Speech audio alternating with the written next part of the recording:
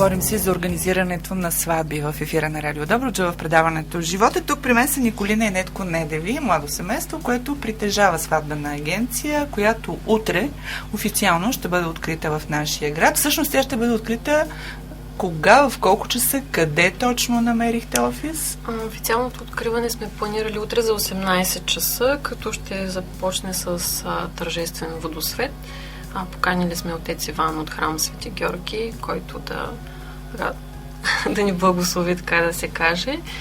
След това смятаме да направим кратка презентация пред гостите, именно да ги запознаем кои сме ние, какво предлагаме и след това вече да си побъбрим на чаша вино и да се запознаем най-вече, като сме поканили за презентацията главно хора от бранша, с които да се запознаем, тъй като това ще са и наши партньори в бъдеще.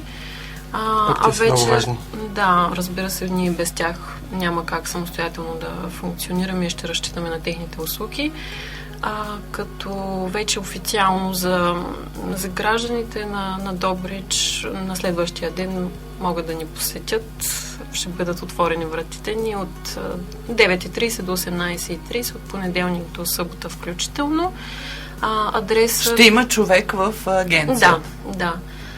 Адресът е улица Даме Груев. Това е уличката от пощата надолу срещу ТПК Мир. НОИ, предполагам, че знаят всички. В самата сграда на НОИ или е? Не, отсреща се намира. Има една нова кооперация на самия... Да.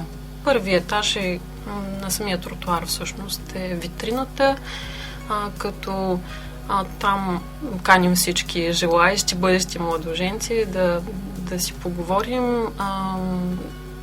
Ще бъде не само офис, където да обсъждаме бъдещи събития, но и там ще могат да намерят разнообразни сватбени аксесуари, като покани, пликове, кошнички за късметчета, възглавнички за халки, всички са... Красено шампанско. Да, ритуални чаши от този тип, като в момента сме подготвили по наша идея някакви мостри. Естествено, те могат, тъй като са ръчно изработвани, могат да бъдат направени спрямо темата и концепцията на нашите бъдещи клиенти. Нещо, което искахме сега да обявим е, че искаме да направим и ден, така го наричаме помежду си, ден на отворените врати. Тоест в един ден, който сме планирали за съботата след Великден, т.е. 21 април, където ако някой желае, може след предварително записване да си направим среща, където да дадем някакви съвети, насоки. Това ще бъде безплатна консултация за бъдещи младоженци. Това е много добра идея. Безплатна консултация под формата на отворен ден, на отворени врати в сватбена агенция. Просто молим за предварително записване на час, тъй като все пак не е удобно да консултираме много хора. Да се съберат хора и да стоят и да чакат. Да, все пак има някаква лична представа, иска да му обърнеш индивидуално внимание. Така че могат да се свързват с нас. Можем да оставим телефони тук в редакцията. Ако някой сега ни слуша и има интерес, може да ни се обади. Като естествено и след тези дни пак можем да направим, след този ден пак можем да направим среща, ако някой зае тогава на работа и така нататък. Добре, айде сега да направим една генерална репетиция за утре, да ми кажете в общи линии какви са услугите, които предлагате. Малко по-рано си говорихме за това какво означава сватбения агент. Аз тогава казах, че много хора в България казват си, аз ще си наема агенция да ми направи украсата. И някак си до там сякаш се ограничава услугата. Нашата цел за Добрич, която сме си поставили, надявам се да не е чак толкова амбициозна, е да популяризираме именно пълния спектър от услуги, за които може да отговаря един сватбен агент, от самата консултация за избор на дата, на място. Ако има гости от други градове или от чужбина, може да се планират примерно полети, трансфери, настаняване в хотел. Да, това е нещо, което сме правили вече и наистина смеем да твърдим, че с едно добро планиране се получават и добре нещата. Естествено, ако някой иска да ни ползва само за украса или само да си закупи някакви аксесуари, е добре дошъл да го направи. Но искаме просто хората да разберат, че могат да разчитат на нас за всичко. За добре, какво става, примерно, когато булката иска едно, свекървата иска друго, родителите на момчето имат едно виждане, родителите на момчето имат друго виждане, всички дават пари, съответно. Става една къвга, вие сте някъде по средата. Това е наистина често срещана и много трудна за овладяване ситуация.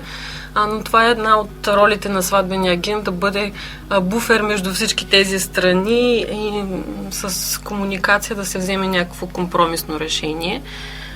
Защото, тъщата, свекървата много обичат все пак това са техните деца. Разбираемо е, много обичат да участват в да изпълняват неосъществените си идеи и фантазии. Но не бива да се забравя, че все пак това е тържеството на младите и моя съвет е булките да отстояват своите позиции, да правят това, което искат, за да се чувстват наистина щастливи. Имало ли е случай, аз знам, че стават големи проблеми с избора на музика. И ние те казват, никаква чалга. Другите, как без сватба без чалга? Без кючеци и така нататък.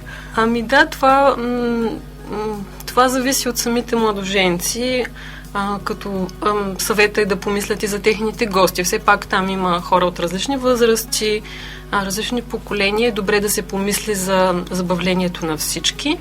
Ако не иска чалга, то съм сигурна, че диджея ще се съобрази с това. За да няма такива неприятни изненади, може да помолят диджея да му дадат някакъв списък с песни, които биха желали да чуят, или с такива, които не биха желали, за да не останат неприятно изненадани. Един гаф. Там с кое беше тя песен? Там дето специален поздрав за нашите кумове всъщност ни споделяха. Техният първи сватбен танц е бил на една песен на Роксет. В момента не се сещам коя точно. Много нежна. Да, когато в последствие друга двойка ги канят за кумове, решават по време на тържеството да им направят поздрав, тъй като все пак са важни гости, и да ги поздравят с техния първен сватбен танц, но поръчват друга песен на Роксет, която е на английски It must have been love, което означава трябва да е било любов. Трябва да е било любов, but it's over now. Да, но вече е приключило. И така. Е важно да се помисли и за музиката. Наистина, наскоро пуснахме анкета в нашата Фейсбук страница, кое е най-важно за едно събитие. Общо взето, гостите предпочитат да се забавляват. Като възможни отговори беше храната, мястото.